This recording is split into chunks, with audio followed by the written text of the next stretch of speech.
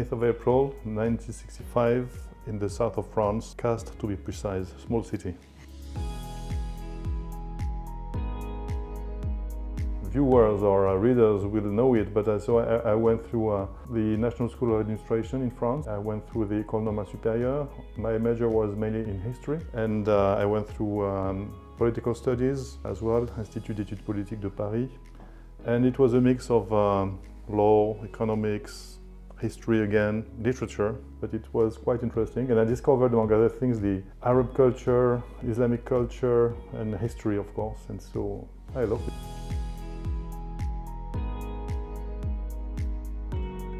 Reading quite a lot, walking, playing golf, when I can sailing, but here sailing is not really the place to be. Yes. And of course meeting friends at times and enjoying good meals, although I'm not a cook.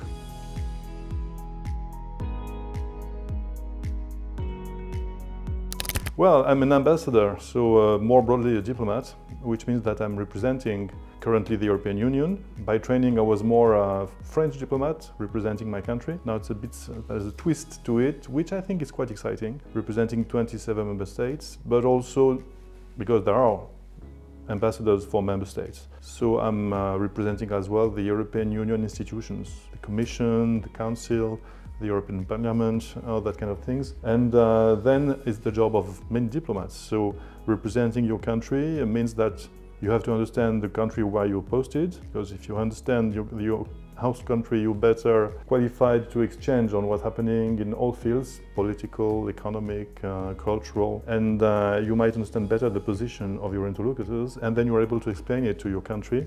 And then you're a kind of bridge between the two sides and facilitating understanding, agreement, and cooperation.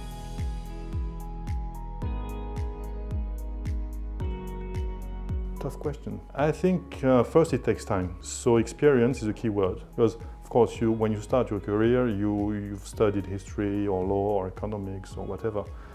But that's not the key point. It is a tool, it is necessary, but then you have to be able to have this intercultural dialogue that people talk about. For us, it's a daily thing. You must have this empathy capability.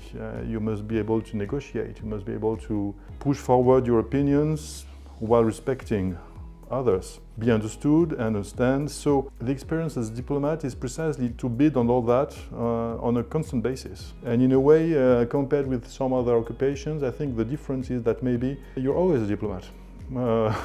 From when you wake up till when you go back to bed, in a way, because in many ways there is no clear border between work and the rest. And it takes years, once again. It really takes time, and I think that it's also one of the beauties of the job. Yeah. Of course, yeah, exactly. Well, thank God, you also have your private moments, resting time, and enjoying what you like in life.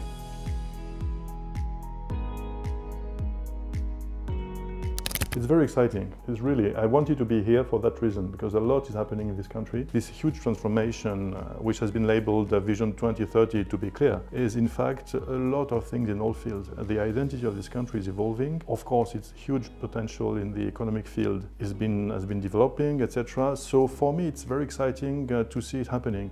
I came here the first time 30 years ago, and I was not even a diplomat at that time. It was just the very beginning of my career. So I could see what Saudi Arabia was at that time. Since then, I've kept coming on official visits, on missions as a diplomat many times over the years. And that's why I can see how deep the changes are, how fast they are going as well.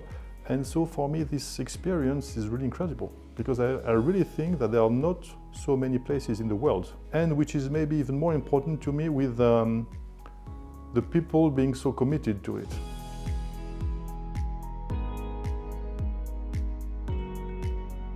I will tell you, the most interesting thing is people. Because yes, this country is fascinating. I've been to El-Oula a couple of times, 3 times even now already. I love the desert, I've been there, including with my family. So no, the country is beautiful, and it has much more potential than what many people think in the world about it. But I think the key asset and the most fascinating thing is the people. Maybe that's because I'm a diplomat as well. You know, when you become a diplomat, you focus on people. But I think that this general commitment to the changes, the hospitality as well, are very, very positive, and for a long-term visitor as I am, you can feel it on a daily basis. And being able to exchange with young men, young women, seasoned diplomats, business people is a great experience, because there is the biggest difference is there between Europe and Saudi Arabia right now. But when you compare it, then you come to the kingdom and you see all these people believing in the future, playing it in a very passionate way, in a way, you see, for many reasons, by the way, and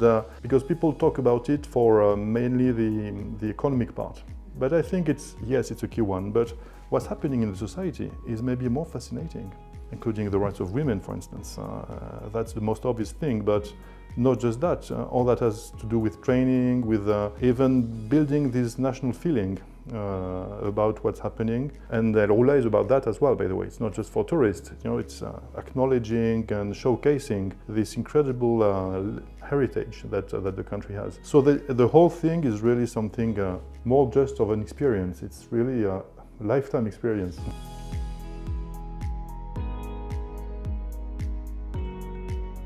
I mentioned Arrajol, and it's obvious. Anybody who has been there understands what it means. And I had heard a lot before going, and you're not disappointed. And not just because of the famous Nabatean sites, but also all that goes around it now, including Camaraya, which is something which is breathtaking. But so that's clearly top of my top 3, top 2. But just a few days ago, I went to the Eastern Province, for instance, and I visited Ifra, which was really more than an experience as well. And I know that it was ranked as one of the 110 places to see in the world by Time magazine a few years ago. You understand why immediately when you go there, and outside and inside.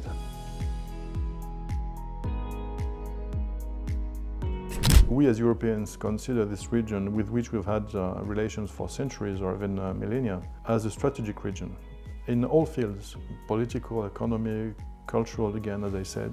And so it is important for us not just to be here, but to be able to do more things together, to be understood, to be visible. I think the European Union as such is at the same time a key partner for the country, for the kingdom. For instance, we are the second trade partner collectively, and according to last figures that were published, even the first foreign direct investor, the Europeans collectively. So it is huge, but people do not always know it.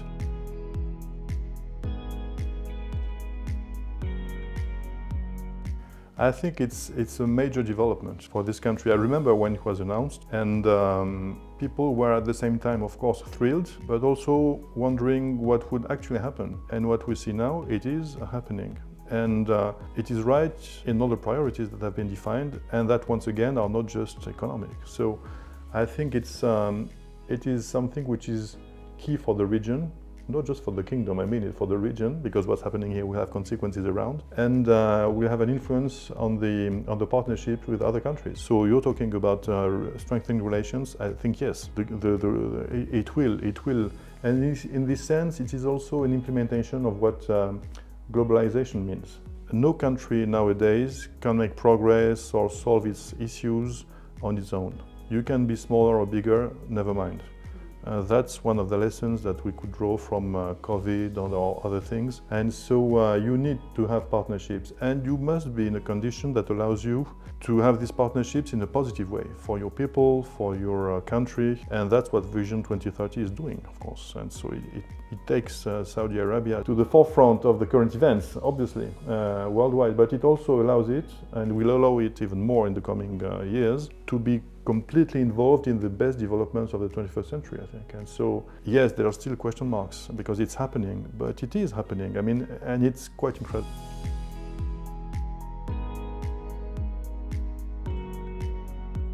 You go from tricky question to tricky question.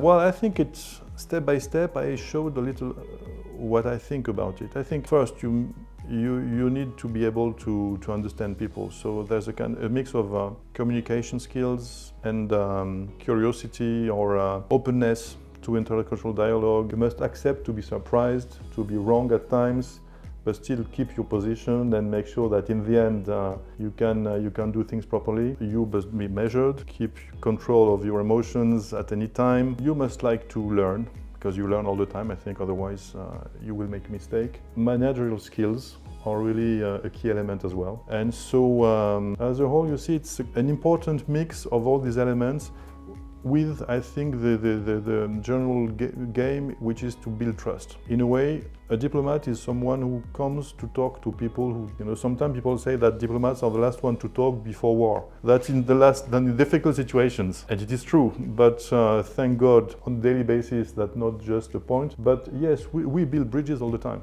Symbolic bridges, political bridges, while helping companies sometimes to achieve economic goals as well. But it's this kind of trust building thing which is very important. So you build your image, but people must understand, even when they do not agree with you, they can trust you in what you're saying, and that you're honest in trying to catch what they want to say. And it goes both for the matter and the manner. So that's why languages are so important. And then, of course, to understand also what the message is in the position, because yes, the work is quite subtle, because you have goals in your mind that you will not say at once. That's normal. So you must anticipate, you must catch the half of the meaning which is not uttered but which has to be understood, and build something after that, make proposals. So there's also this intellectual mix of being both operational and conceptual, more intellectual and very pragmatic.